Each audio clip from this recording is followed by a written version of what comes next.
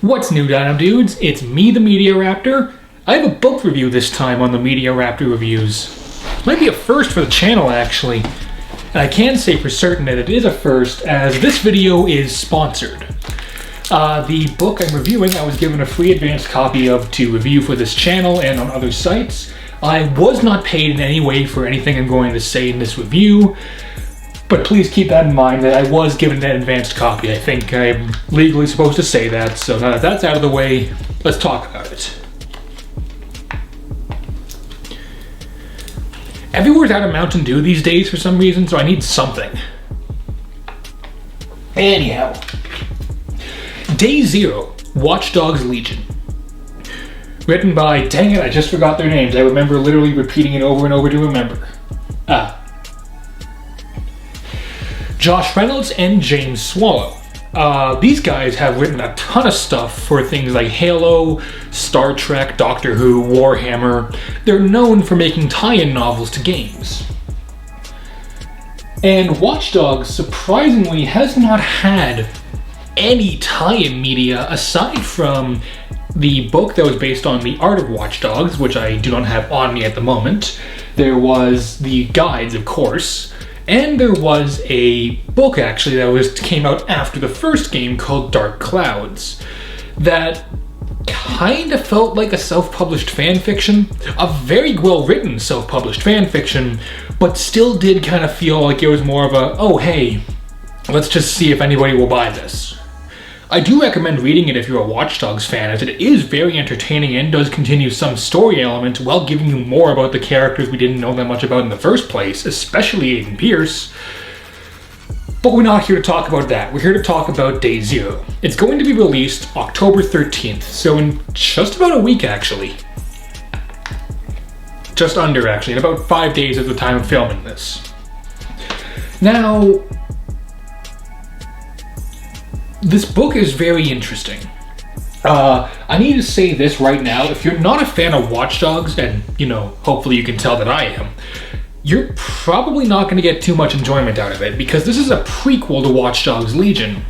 As that, many of these characters I'm expecting to see in the game, or at least a lot of things that were set up in the book will be explained in the game and vice versa. I don't always like it when games or movies make you read something outside of the content you're watching to understand the whole story, but for Watch Dogs, I'm willing to make an exception. And the book is very well written. I really like the idea of the plot, as it's kind of showing us a whole lot of DedSec doing DedSec things in London, while Albion is slowly taking over. And what I do like about a lot of the characters in this book is they're normal people.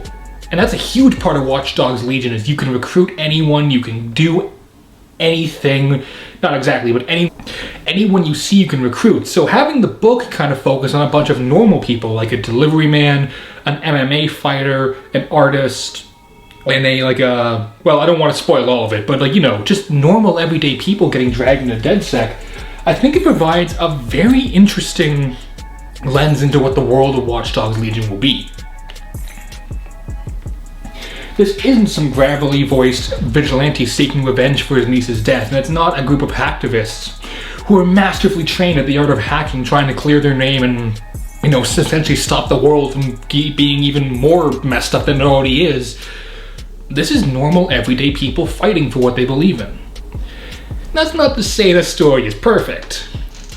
Probably the biggest problem this book has is its pacing. 90% of this book is fast-paced, amazing action. It's a real thrill ride that you never really want to put down because you always want to know what's coming up next, and I couldn't stop reading it, and I don't read a lot anymore. But there also were a number of points, especially more towards the beginning, where it really did drag. Like, it dragged a lot. But once the story gets going, and it doesn't take very long for the story to get going, it is amazing if you're a Watch Dogs fan. This is clearly written by people who understand the game, care for the game, or at least enjoyed it, because it feels like it was made for the fans. And the way it's written, the wording, the sentence structure, all that kind of stuff, it doesn't feel like someone's first time trying to write a story. It feels like, nope, these are people that have written before, and they do a fantastic job. The structure is great. The plot is very interesting. I'm not talking about it a whole lot because the story is very plot driven, so I don't want to give away a whole lot. But needless to say, it is very much about DedSec and not their beginnings, but not their antics either. You know, it's their struggle, I guess would be a good word to use. But there are a couple issues with it.